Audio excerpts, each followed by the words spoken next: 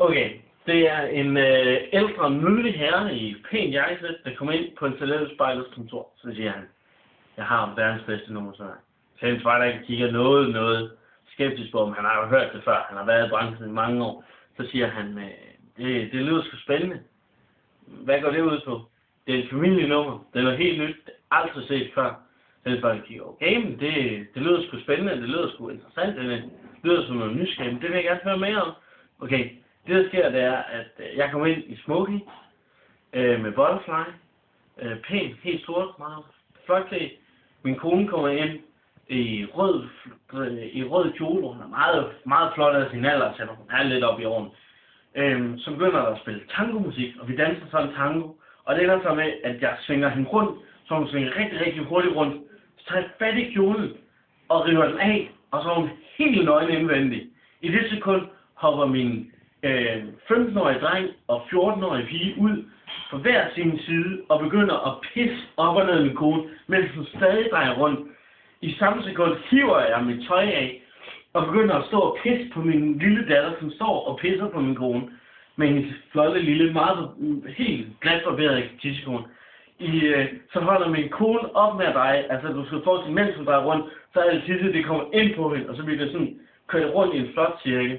Så sætter hun sig ned på gulvet, spreder benene op, sådan her, og så begynder hun at skide i sådan en flot stråle op, sådan, hui! Det er ligesom et springvand, sådan, flyder meget flot ud, og det flyder sådan, og altså hun prøver selvfølgelig at gøre noget ekstra ved det, sådan at få lidt nødder ind i det, og noget majs og sådan noget, der ikke helt fordøjt i kost. At det giver nærmest sådan en regnbue-effekt, sådan der kommer lidt ud. Og det står så oppe i en flot bue, og så lander så lige mellem mine børn, og der er sådan en ordentlig pøl.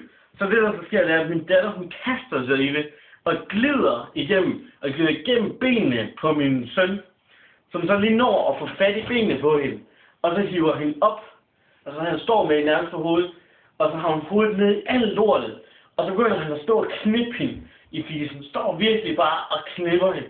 Samtidig gør sig hen til min kone med hendes røv fuldstændig dækket i lort, og begynder så at stå og give hende pikslag i hovedet, står virkelig bare og tæsker hende med min stive pik. Så mens min søn står og knipper min datter, mens hun har hovedet dækket, og håret er fuldstændig fyldt med lort, begynder hun at stå og pisse, og han begynder at stå og drikke af det, som var det sådan en ting, der står der i.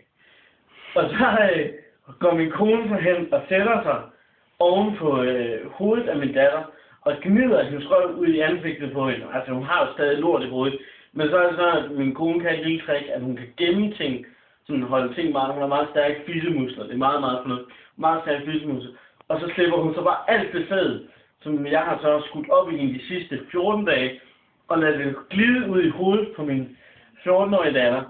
Samtidig som hun stiller om bag min søn og begynder at stå og knippe ham i røven. Så glider min datter ned, min søn giver sig slip og skubber min datter op, som så rører ud bagved. Og så kommer hun så ind med vores store pitbull-terrier, som min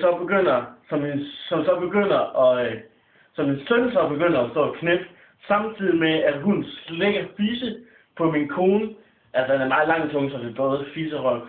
Og så begynder jeg så, og så ender det så med, at jeg kommer ud over hele familien. Min søn kommer ud over det hele, og så lægger vi os ned og siger, Kaaaaaa! Talentbarn, kigger noget nervøs på den og siger, det er sgu da godt nok noget af det sjovt. Hvad kalder jeg selv? De sofistikerede.